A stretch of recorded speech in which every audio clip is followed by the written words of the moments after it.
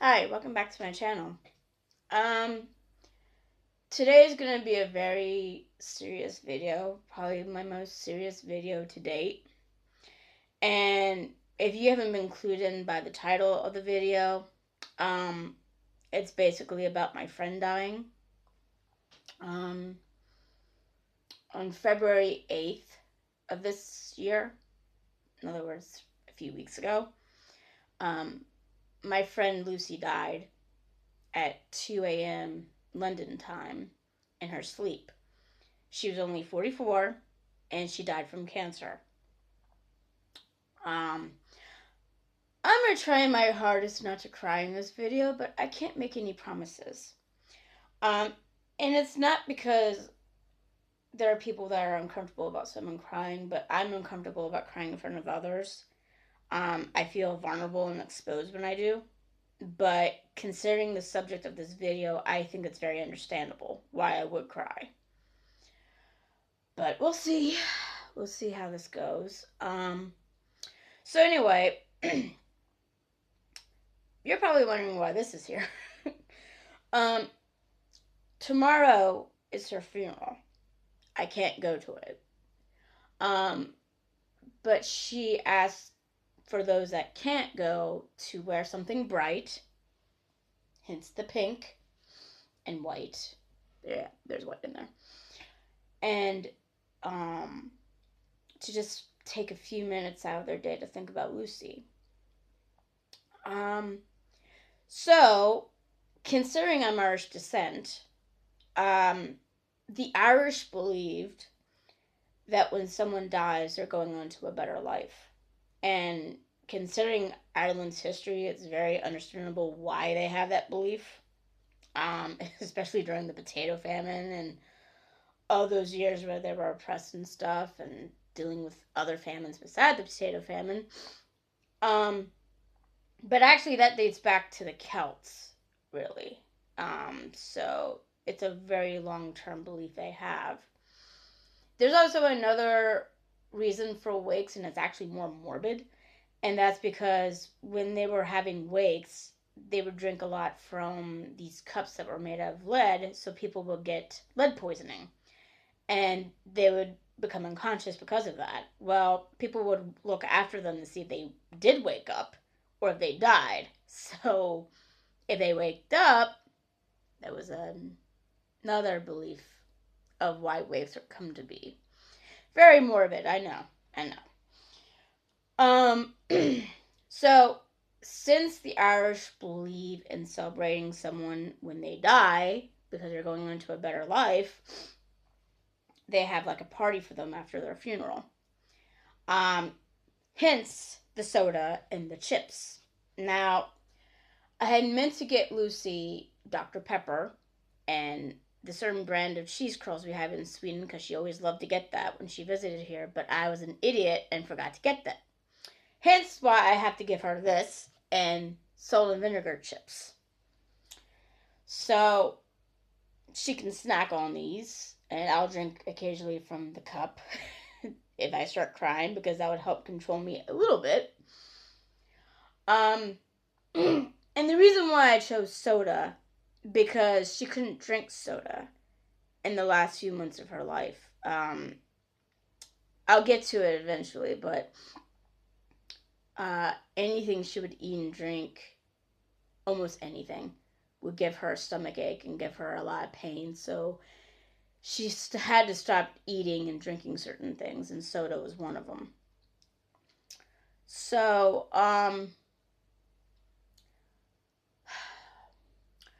back in 2014, Lucy made a post on Facebook saying that she had cancer. Now, let me give a quick backstory about Lucy. I met Lucy in the same place that I met my significant other at, which is a chat room on Yahoo when Yahoo still had chat rooms. And I loved her. I loved her from the start. She had this personality that was absolutely lovable. And she and I met a few times in person. The first time was in 2005, and then there was another time where she came here and she met us again in 2010, then 2011. And then she met us again for the last time in 2017, I think. Yeah. So we met each other a few times in person, and we always had a blast when we met in person, with the exception of the last visit. Which I may get to in a bit, and you'll understand why it wasn't probably a good visit and stuff. So as I said, in 2014, she made a post saying she had cancer. It started off as being breast cancer, and then it spread to her spine and her bones. And I learned from other people that work in the medical community that the secondary cancer is usually what gets most people. It's not the primary cancer, it's secondary cancer.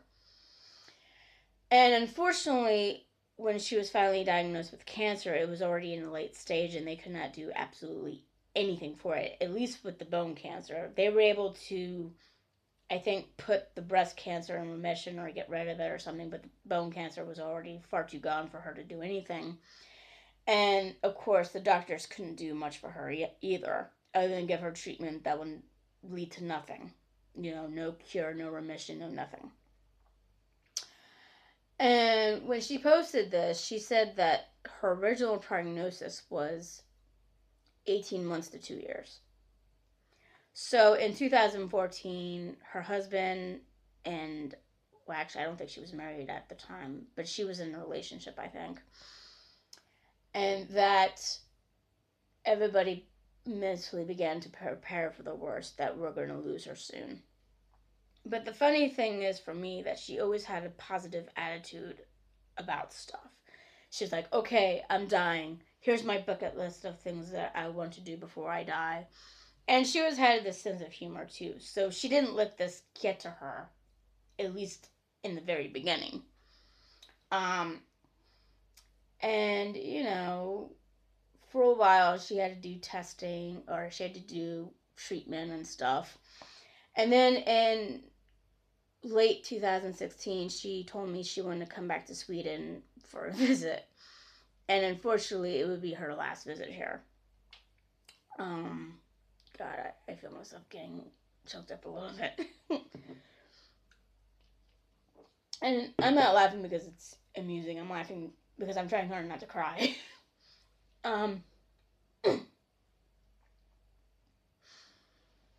Give me a bit. Take a quick break there. So anyway, she wanted to visit us because she didn't think she would be able to visit us again. Because it was getting hard for her to fly and stuff. Now, where I live in Sweden isn't really too far when it comes to flying. It's about an hour away. But still, she's getting to the point where she couldn't do it anymore. So it was time to meet us before she couldn't anymore. And during that visit, she would sleep till like 4 p.m. because at nighttime she wouldn't be able to sleep because she was in so much pain, and then she would make up for it during the day.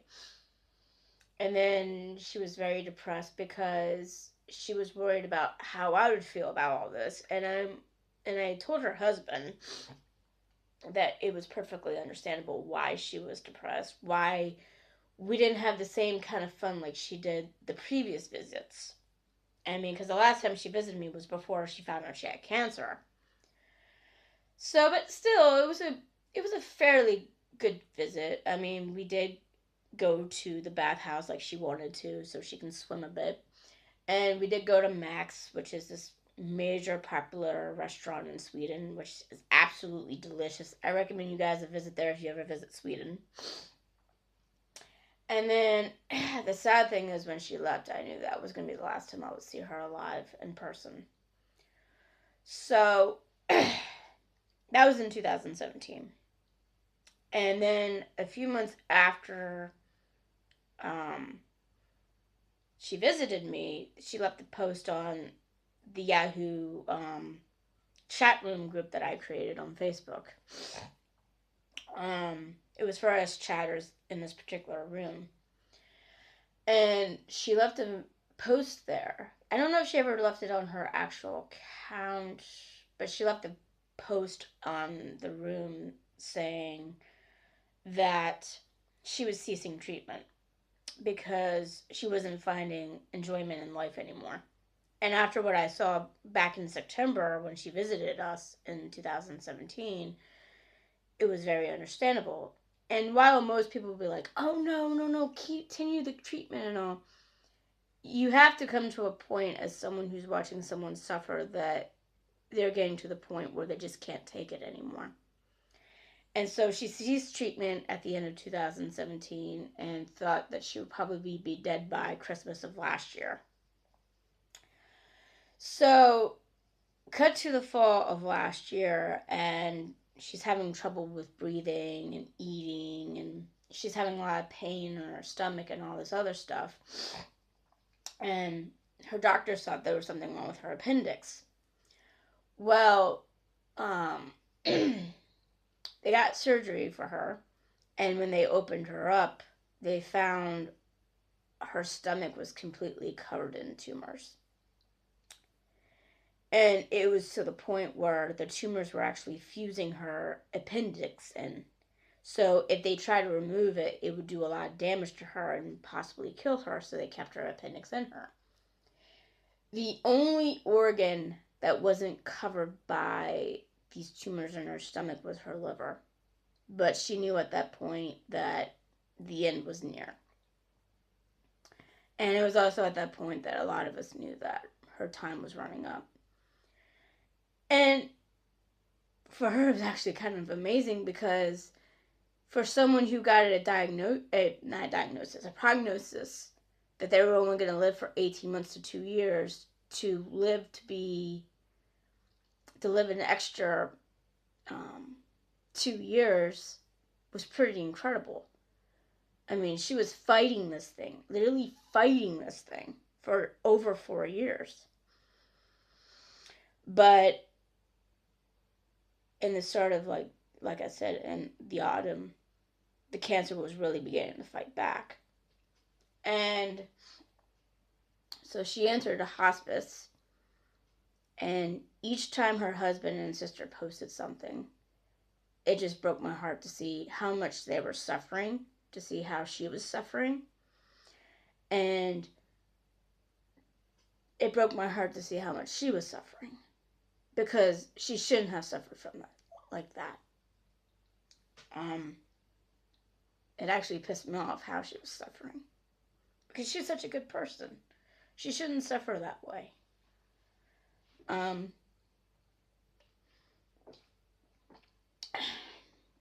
So it got to the point, as I mentioned earlier, that she couldn't eat and drink a lot of things. And what they were able to do during the surgery that I mentioned was remove a lot of liquid from her stomach. There was a lot of liquid from her stomach. I forgot what the figure was, but it was a lot. But that made her comfortable enough to start eating and breathing better. But she would need to be drained of this a few times after that. And a few weeks before she died, she got a permanent drain in, so the people at the nursing home can actually drain her without her going into the hospital and getting drained and stuff. At least her stomach drained, not drained of anything else. So that was really bad to see her suffer like that. And then she finally died on the 8th of February in her sleep. It was peaceful. And another thing that gave us an indication that she was on her way out too was that she stopped posting on Facebook a month before she died. Nearly a month before she died. Like, January 2nd is the last day she actually posted anything. And the last time she liked anything of mine was on the 6th, and I think it was because she liked the Photoshop she did. She Photoshopped me onto the body of Captain Janeway. She was good at Photoshopping. And so she liked that. And that was the last thing she liked of mine before she died. And then I think a week or two later, and this was still in January, she made the indication to her husband. I don't know if her sister was there, but her husband was there. That Susie, oh my God, Lucy couldn't stand the suffering anymore, and she wanted to be reunited with her mother. And her mother had died years ago. So she was getting sick of living, and that she wanted to die to get away from the pain. So it was a mixed bag when she died. Because I'm sorry, guys. I'm so sorry. I'm trying to be brave here. I think I'm better to continue. So it was a mixed bag on the day she died. Obviously, it was very sad because you're losing someone and you're not going to see them again until you join them in the afterlife. That is, if you believe in the afterlife. If you don't, you're definitely not going to see them again. So that's hard. But then at the same time, you're kind of relieved because she's no longer suffering. She's no longer in pain. She's reunited with the people that she loved. Now, I've been going back and forth with the emotions of death for like the last few weeks. Like, there's some days where I've accepted it. And not that I had never accepted it. It's not that I'm not in denial. I've been mentally preparing myself for Lucy dying for like the last near 5 years of my, because I know it was coming. But even though when you know it's coming, it still hits you like a freight train. The way I compare it is this. When you're not expecting death, it's like someone takes the rug out from under you. When you're expecting someone to die, it's like standing on the gallows above the trap door. You know it's coming, but you don't know when. And when it does happen, it still catches you off guard. That's how it is for me. And I think that's how it is for most people. I know it's a very, very, very, very morbid comparison, but I don't know how any other way to compare it with. So on the day that she died, I do have some pagan beliefs. I'm not a pagan overall, but I do get pagan beliefs. And one thing I did was I lit a candle to help her guide her way in the afterlife. And another was a shot of Godiva's white chocolate liqueur as a way to giving her a little send-off, kind of like what I'm doing here. This is like part 2. That was part 1. And I did a nice little tribute to her on Facebook, as well as in person, or, offline, not in person. And one thing that I did was doing a prayer from the Norse religion, which is applicable because the Norse religion is a subgroup of paganism. And the reason why I did that was because even though Lucy wasn't a warrior that had gone to combat, she was a warrior of the soul. And I still think that would be a good way for her to go to Valhalla. I think Valhalla would still accept her. Now, would she go to Valhalla? I don't know. I don't know if she believed in it, but her husband, a few of her other friends, some of them being my mutual friends, agreed with me that that was a good way to send her off. And so I would like to say that prayer for her. Lo, I see my father. Lo, I see my mother. Lo, I see my brothers and sisters, as they ask me to take their place among them in the halls of Valhalla.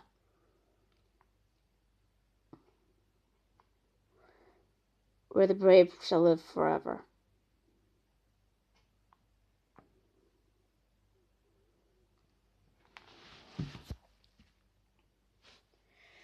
So even though this was a very depressing video, have you guys ever lost someone to cancer? Whether it was a relative or a friend? I mean, this was really hard for me because Lucy's the only person I ever lost.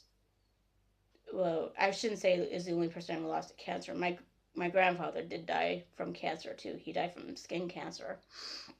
But she's the first friend I ever lost this way. Let alone she's the first friend that has ever died. So this was really hard on me.